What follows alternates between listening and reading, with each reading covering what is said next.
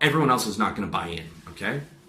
I know that everyone else is not going to buy in. I don't talk about this shit with the average person because they're just going to tune it out, or they're going to get upset because I don't believe into whatever their cause is, whether it's conservative or liberal or anything like that. In fact, I try and limit my conversations with the average person to as much as possible because there's very little that I have in common with them.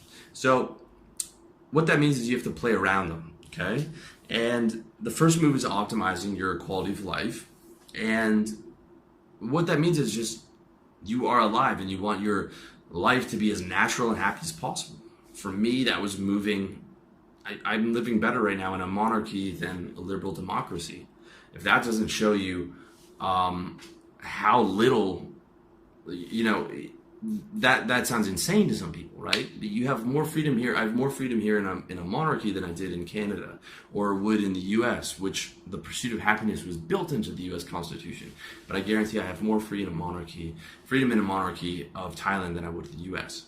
So you make the smart moves and you play the game of life, okay? I'm not selling you on this pursuit of happiness as the ideology to spread around the world. I'm not selling you that other people are going to change. That's very important to understand.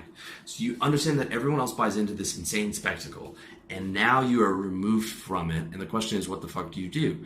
What you do is you become a player in the game of life. Okay? Now you have liberated yourself to be able to live for yourself. Okay? There's no rules. There's no rules. It's just what you've been taught is just what a bunch of dead men thought, or what the political rulers thought, and you just stepped out of that.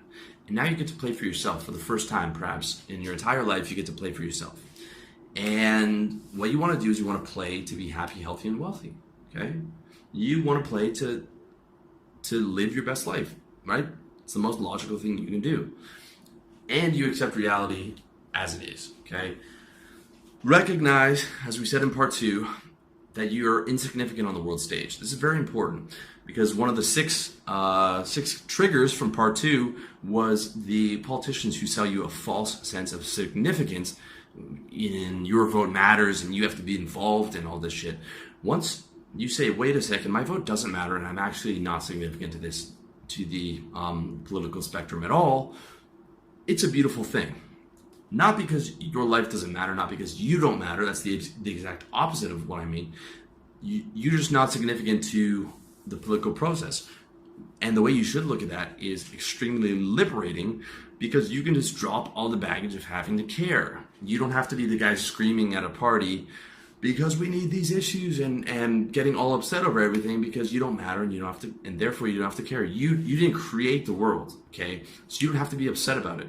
If you want to be upset about the world, then do it to the fullest and be upset 24/7. Look, you can look at the news cycle and online, and there is something to be upset about every minute of the day. Someone's getting killed, or some African kid is starving, or any number of things, okay? Any number of things that you're not evolved for.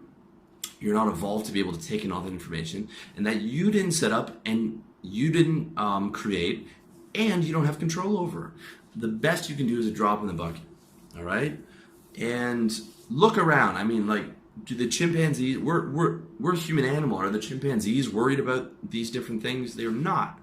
Let the people who have control over these things worry about them. Okay? Yes, they are not good people, but that is the situation that you are in. You do not have control over that unless you are very wealthy.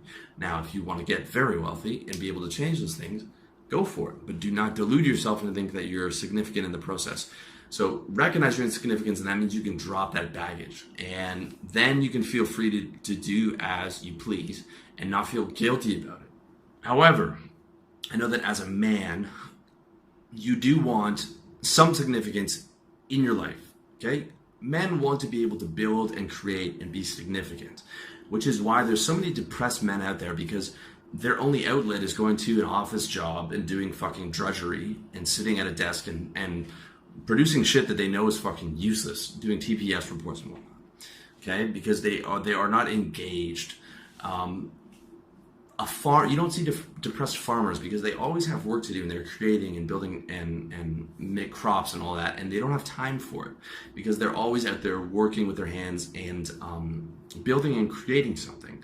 So this is very important. and this is what I want to give you in this video, is how to transmute your political energy into productivity. Okay, so in all the other strategies that I've talked about on my site about being happier, the vast majority of them are centered around you. Okay, but I recognize the appeal of significance in every man. Every man wants to be somewhat significant, but you have to channel that significance into the right channels. Okay, that's very important.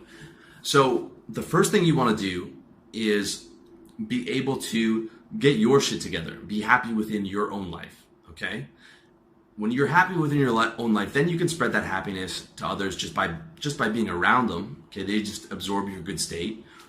And when you get to a higher level, you can actually teach things to other people who have ears. Okay, not to everybody, but to the guy who's asking you about how you're successful in these different areas. So, for example, my business is built on strategies to live better, and I get significance out of that. I don't have significance of the President of the United States, but I have significance where I can wake up and feel good about what I'm doing, feel good about what I'm building.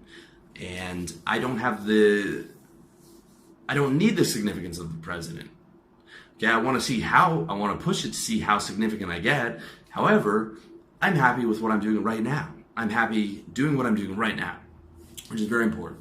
So as you start to make yourself happy, you become a good neighbor.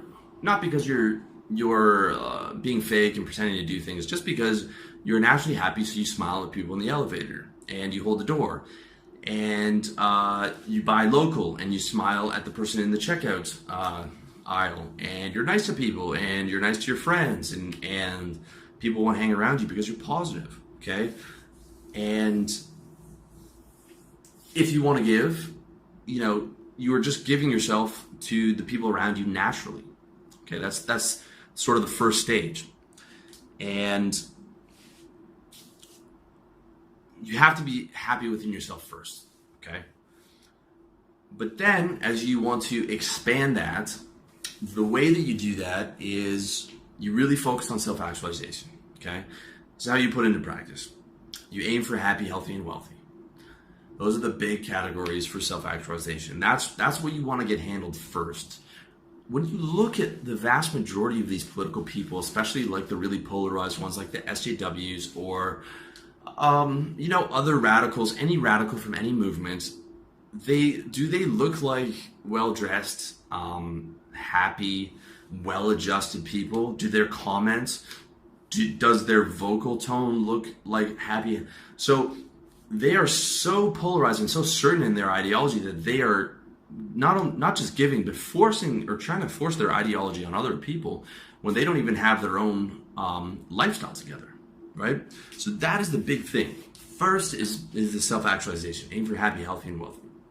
Help yourself first, because if you're miserable, sick, and broke, you're useless to the world. You are useless. You have to get your shit together first before you can even think about building and creating and being significant. You got to get that shit together.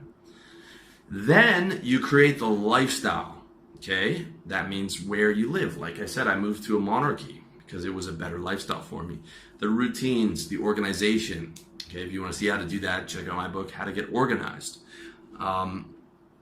You've got a consistent lifestyle that is able to keep you consistently happy and healthy and wealthy, right? You've got the lifestyles, you've got the self-actualization, and you've got a lifestyle built around that. Then you can start to help others who are open. Like a couple of your boys might be looking at you like, hey, John, what's going on? You got in shape, you got these girls, your lifestyles, like what did you do to change things? And then you can break it down for them, what you've been doing. You can point them to the articles or the videos or just whatever ideas that you have and help that guy.